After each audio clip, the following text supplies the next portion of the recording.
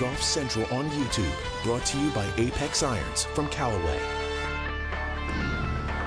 Inside our Golf Channel studios, I'm George Savaricas with the four-time winner on the PGA Tour, Golf Channel analyst Billy Kratzert, and a lot of star power over on the European Tour this week for the Aberdeen Scottish Open as we take a look at where things stand so far through 54 holes at the Renaissance Club in North Berwick, Scotland. Matt Fitzpatrick, Thomas Detry, the co-leaders, world number one, Jon Rahm, just a shot back, Billy. And Jon Rahm, he struggled with the putter today, and going into the final round, I think he has to feel very good, only being the one shot back. Americans Xander Schauffele, Scotty Scheffler within 3 and 4 shots respectively. Let's hear from one of the co-leaders in Fitzpatrick as well as Jon Rahm. I didn't play as solid tee to green as I did the first 2 days, but just putted really well, chipped it pretty solid too, and that's kept me in it. For me, the big thing is been I feel like I've been pretty conservative around this golf course and just playing pretty safe, and I feel like that's been the smart thing to do, and just not made the mistakes maybe that some others have, and I think if I can keep doing that tomorrow and keep the putter going, then I'll be okay. So 69 is a number, but tell us about the story, because it was... Yeah, sometimes it's a bit similar to yesterday, right? You see 66, a great round, but you see I was 7 under through 10. It's like, well, could have been better, right? What could have been? And today's the same thing. It was great ball striking, hit great shots, and just a couple, I wouldn't even say misfortune. I couldn't even tell you, just a couple errors, whether it's me mentally or technically, whatever it is, it's a miss, right? So it is unfortunate that it's been happening quite a bit in the last few days. And I'm usually very, very solid inside 5 feet, right? That's usually my comfort range, so it's definitely unusual. But I'm making up with a couple other longer putts and hitting really, really good shots out there, right? My iron play was exceptional today. It was great off the tee, so hopefully I can keep that going tomorrow and clean up the little mistakes and hopefully end up on top. Billy, how do we diagnose what we saw out of Jon Rahm today? It's surprising. I don't know if he can. The way that he started out with the putter, I mean, wow, a couple of 3 putts early. He's 2 over through 3. He didn't really get it started until the 6th hole, and then he kind of flipped the script. Everything was kind of good from there, and then all of a sudden on the 16th hole, the par 5, he three putts from short distance. In fact, he missed a 2-footer, and you kind of go, oh, just how many shots did Jon Rahm throw away today? And, he's the kind of player that, yes, he'll get upset, but I also think now he's learned to kind of forget, kind of have that Teflon mentality that everything will just kind of roll off once he gets off the golf course, and I think that's going to benefit him going into tomorrow.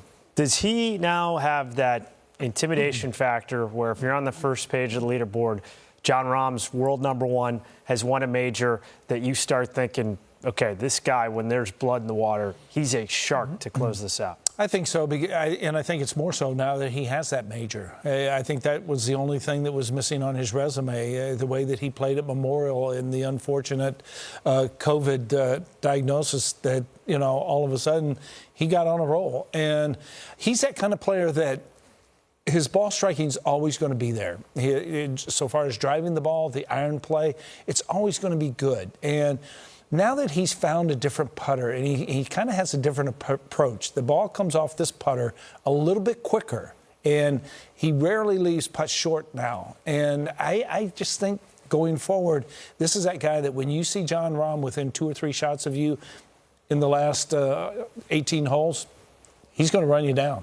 Matt Fitzpatrick has had his fair share of success on the European Tour, a number of victories to his credit. This would be a big spot, having a one-shot lead over Jon Rahm, co-leader with Thomas Detry. If he could hold him off, would definitely give him a lot of confidence going forward. Over on the PGA Tour, they're in the Quad Cities. John Deere Classic, also a bunched leaderboard at TPC Deere Run. Sebastian Munoz, one-shot lead over Brandon Hagee, and then you see that big bunch of players at 14 under par. Billy, that includes Cameron Champ. Let's hear from Champ after his Saturday 65.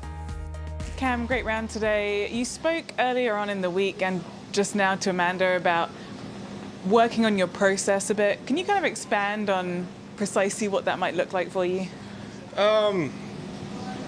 Process is just meaning of, outside things affecting me, really. I think,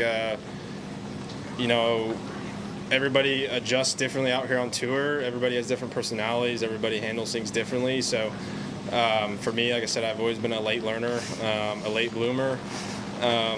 But just really trying to figure out myself, what my purpose is out here and what I want to do on and off the course. So I think, the last few weeks has been very open-minded for me and slowly starting to get down the right direction of figuring that out. Because, like I said, as far as technique goes and how I'm playing, it's the best my game's ever been. So obviously scores say the opposite, but, over the last few months, the work we've been putting in and, I know it's just a matter of time.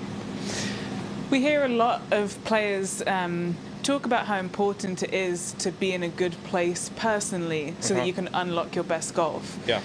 Just how much do you feel like you're in that space now for the future? Do you feel like you've kind of unlocked that for yourself?